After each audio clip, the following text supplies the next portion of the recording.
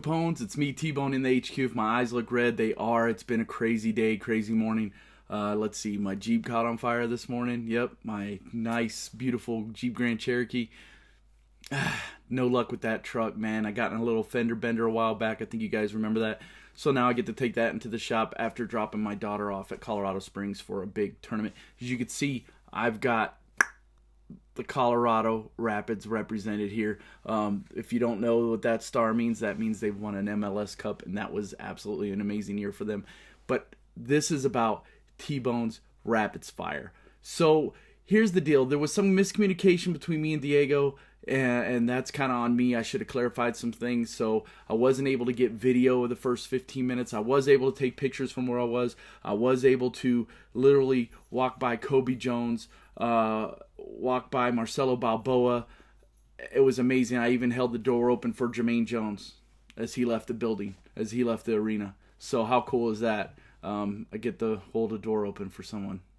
Great stuff, right? Let me tell you something.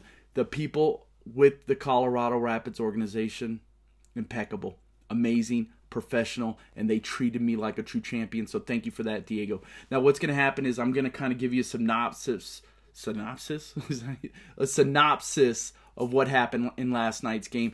And what I want to do is there'll be pictures that you'll see, float by or whatever. I just took random photos throughout the match. It was hard sometimes. I was taking notes and all that good stuff. And then on top of that, Diego kind of did a press release afterwards. So the big thing is last night's attendance, 17,474 for the home opener for the Colorado Rapids. Remember, that's coming off of a loss, okay?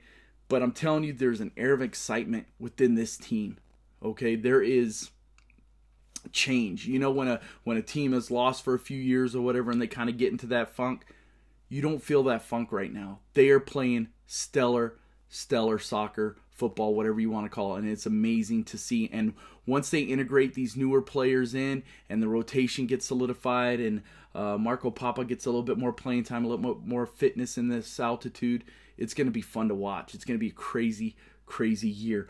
But it was a game that was physical, no doubt about it. 7 yellow cards last night. 7 yellow cards. And, there was some things said afterwards by Bruce Arena about there being too many minutes added on or whatnot. Look, you have to come to play. And when they tell you how many minutes are added on, you play until the whistle blows. Colorado proved last night. I don't know if you guys saw it. Papa hit the game-winning goal in the 95th minute, and that was it. That was all she wrote. It's equivalent of a walk-off home run in Major League Baseball. It was that exciting. It was that thrilling. But let me tell you something. Colorado, the Rapids, won that game. They deserved to win that game.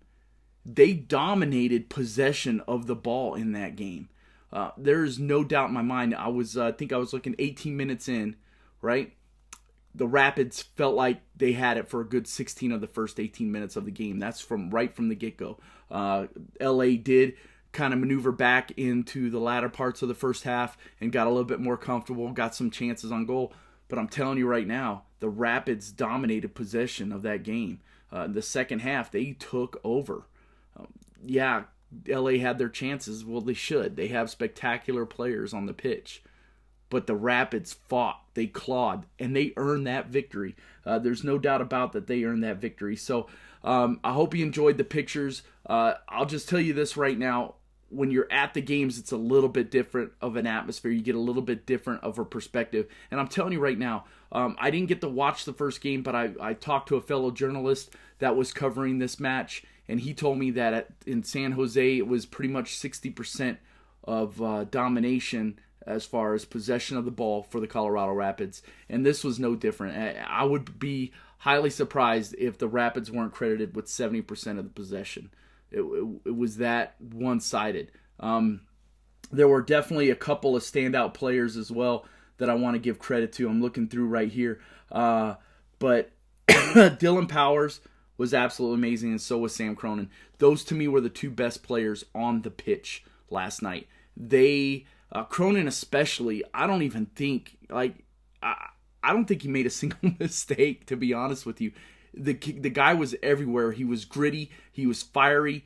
He wasn't backing down from anybody. And then, of course, when Marco Papa came on, you felt the electricity or whatever.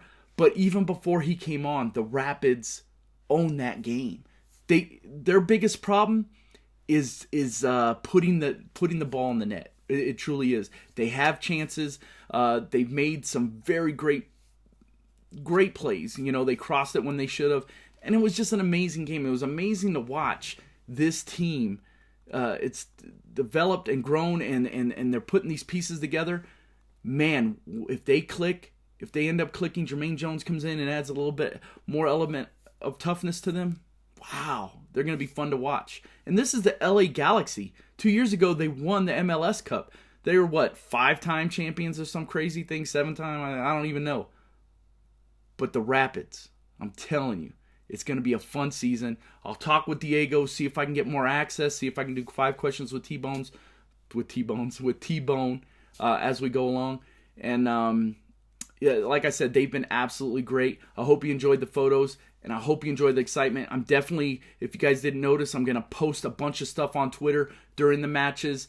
I got kind of caught up in the excitement. I wish I would have tweeted out about the game-winning goal, especially when I saw there was some Capones giving me some shit about their LA Galaxy going to whoop that Rapids ass.